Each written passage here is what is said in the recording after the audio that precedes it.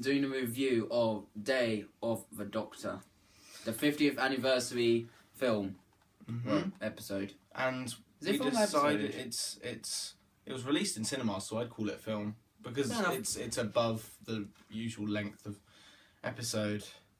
So yeah, I'm not excited to do this. I don't like this at all. You on the other hand, I liked it. Explain your reasoning before we get into facts and figures. Explain your reasoning why you like it. I just did like it had. With David Tennant, I liked David Tennant a lot. Yeah, out of all of my Doctors, he's my favourite. Get back there. I just loved his work he did. And his quick wits. Like with Matt Smith, it was more humorous. I felt it was forced humorous with Matt Smith.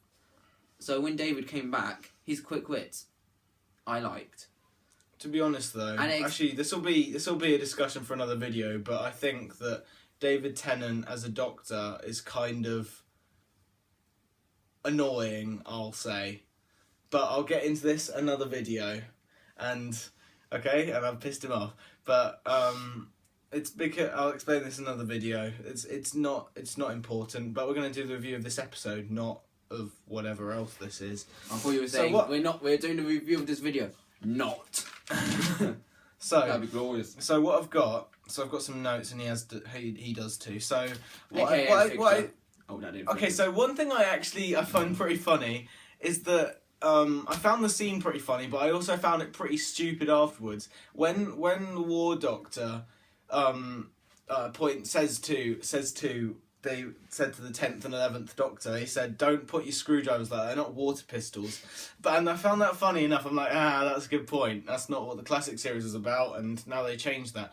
But the thing is, though, is that in the scene with the Time War, when they're all in the painting, when the Dalek attacks them, John Hurt points his bloody screwdriver like a water pistol. Yes. And I found that kind of defeats the purpose. So, yeah. And what did you think? Because I thought that this story wasn't really a Zygon story or a Dalek story. It couldn't decide what it was. What did you think of that? There weren't any Daleks in there, was there? There were, in the Time War part. Yes. You dumbass, I just said there was a Dalek. I've only seen it once, but I did like it, and unfortunately I've not been able to watch it again, which I'm hoping we'll be able to do later. No, but your opinion. What did you think? Because Zygon, it's not really a Zygon or Dalek story. You see, Zygon for me wasn't... I've not experienced much Zygon. It was that one episode. There was a Zygon two-parter. There was a Zygon two-parter in the Peter Capaldi series. Zygon episodes. I know, it's been a while. Yeah, I mean... It's been about a year or so since the last movie. Because if... Series. There was only one Zygon story in the classic series. Only one, and that was... Oh, so I am caught up. Well, no, you still need to watch that one, though. Oh. So you're not caught up. Yeah.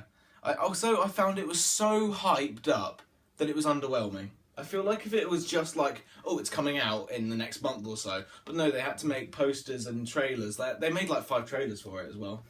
And there was like a bunch of like off-brand ones. There was like 3 or 4 official BBC ones. For me, so overhyped. Sorry, yeah. Go. For me, it actually progressed the story. Because at the end of it, I can't remember the Doctor it was, but he came back for his role. I can't remember which Doctor it was, though. Oh, you mean the cameo appearance of Tom Baker? Yeah, One of the Bakers. I have my thing to say about that. But you carry on. It's 4. It's number 4. Yes, I got it right. I always get it mixed up with Colin. Yes. So here's the thing. I love that cameo appearance, but since Tom Baker is the oldest surviving actor of the Doctor who's still alive, and they couldn't be bothered to just give a cameo appearance to Peter Davidson, who is still alive, yes, Colin Baker, who's still alive, and Sylvester McCoy, who's still alive. I mean, yes, they did give Paul McGann his prequel episode in Night of the Doctor confirming his regeneration, but I feel like the scene where Matt Smith walks into an open area looking up at the stars with the other incarnations. I think they should have had the original actors there instead. I don't know. I feel like, and the ones who couldn't be there, like Christopher Eccleston or the first 3 Doctors who died, just CGI them in, like when they were older, like when they could CGI the second Doctor when he was in the 2 Doctors because he had grey hair in that Christmas special. There wasn't any Christmas special in the classic series. Yeah. But I find that really irritating. What else have I got? I've also got the. I haven't finished what I was saying, by the way. Oh, sorry. Continue. You go. Yeah, as I was saying, it's progressed the story as it gave them a story to carry on for the series. Like, as I was saying about the Tom Baker bit, which you interrupted at. When he came, I thought you finished though. Being honest. No, when he came, he mentioned that Gallifrey isn't gone. It's not dead. It's still hidden, and it was Matt to find it. That continued the story. That's how I feel they started the story again. Like, yes, there's the oomph we needed. And to be honest, though, I think that Series 9 as a whole was all as a kind of follow up to the movie, because it leads up to. I mean, yeah, it doesn't hint at the hybrid, but the hybrid was just like a last minute thing which they added in. Hybrid. Don't worry about it. Okay. And because they had the Zygons, they had that little thing about the Zygons being integrated in human society. Hybrid brought back into human society. They had that in the Zygon 2 parts. That followed up from the Day of the Doctor. But also Finding Gallifrey was also in Series 9. So Series 9 was really just clearing up what loose plot holes there were in Day of the Doctor, which is what some original problems I had with Day of the Doctor is because of plot holes. And I hate plot holes. So you can tell he's actually taking film studies for a college course. I have no idea about films, I just watch them. That's why this detail is literally a drawing, and his is that much word. Anyway, 2 minutes to count. So what I've put here is I would have liked. This is going to be impossible though, but I would have liked for John Hurts. I would have liked for the War Doctor to actually regenerate into the 9th Doctor, and then we go, oh, fantastic! A new console, new face, new floppy ears. But that wouldn't have been possible because Christopher Eccleston doesn't want anything to do with Doctor Who. So I've got also what I also liked is that they used it to have a sneak peek for the next Doctor. When one of the Time Lords, I forgot his name, but like one of the Time Lord leaders, he goes, 11 of them? No, sir, 12. And just all you see is his eyes. Oh yeah, Peter Capaldi's. It gave huge sneak leak. Yeah, I mean they had to show it because they had that Saturday night reveal of who the Doctor is, and he was on that. Exactly. So they kind of couldn't not. I mean, it's kind of like insulting to not have Peter Capaldi in the 50th anniversary being the first Doctor of the next 50 years of Doctor Who. I think it's kind of has to be. So what I found, what they could have done better is they could have shown the scale of the Time War when they showed those scenes of the War Doctor smashing the Daleks with his TARDIS, flying through them, I wish that like they showed like because in the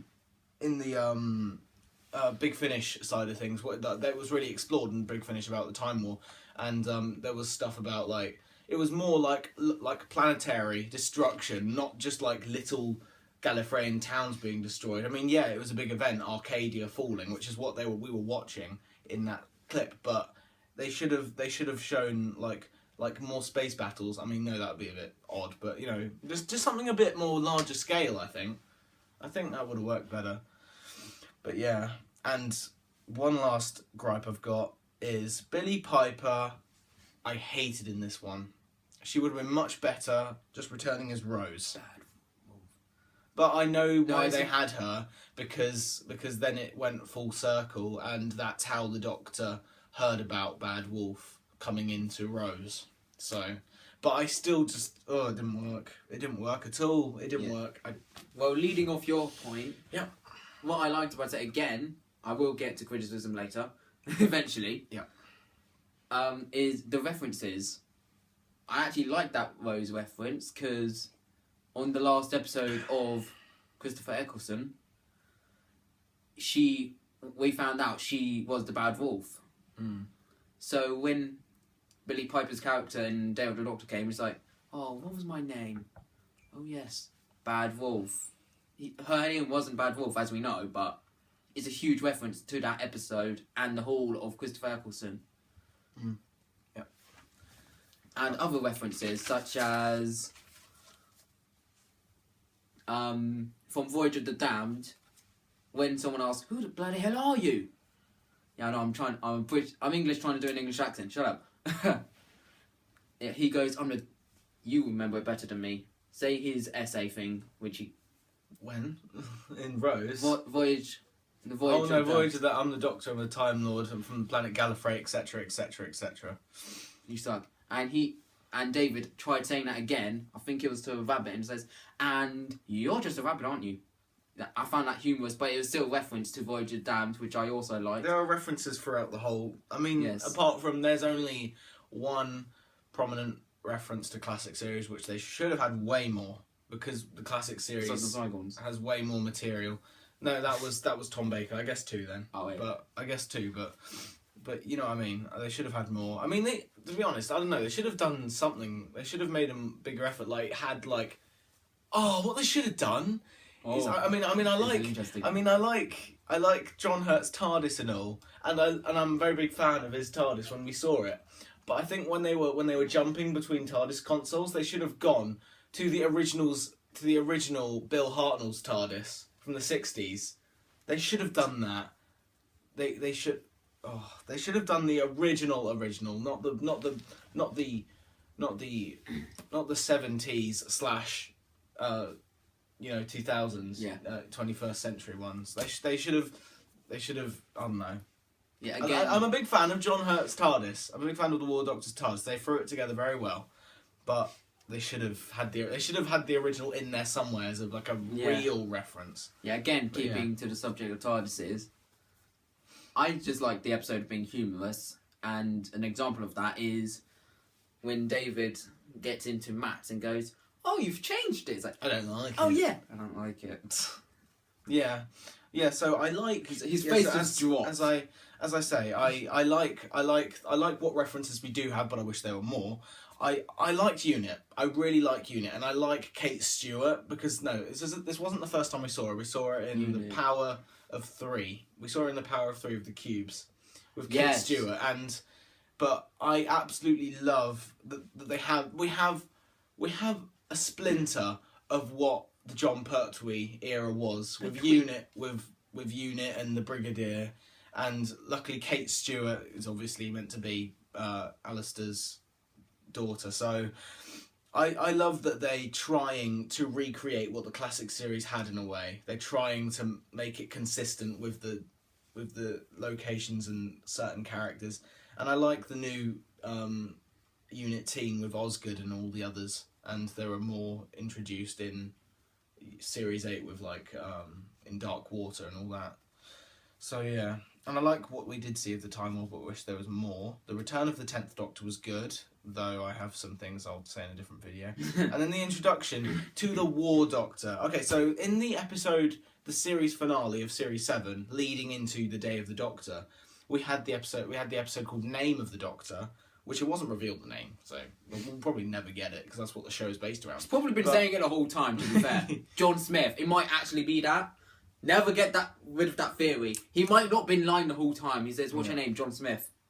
And he could have been a doctor. Oh, well, we know he's not a doctor either, but... Anyway, so I in Name of the Doctor, we get in the Doctor's time stream, Clara sees all these faces, and then she sees one, and that's the War Doctor, and it's this mysterious character, and uncovering a new side of the Doctor which we never knew is amazing, and you don't really get that in the new series until then, because the classic series did well with that. They had things going on, and to get that is really, really cool, because it was kind of going in a loop, just regenerate into David Tennant, regenerate into Matt Smith, we're going to regenerate into Peter Capaldi in next year, it's just going to be repetitive. But no, we uncover this new face that came before, that was face right under our noses and everything. It's crazy. I'm a big fan of that. I love how they set it up. So, any last thoughts you want to say at all? I just found it all humorous on certain bits, which I like.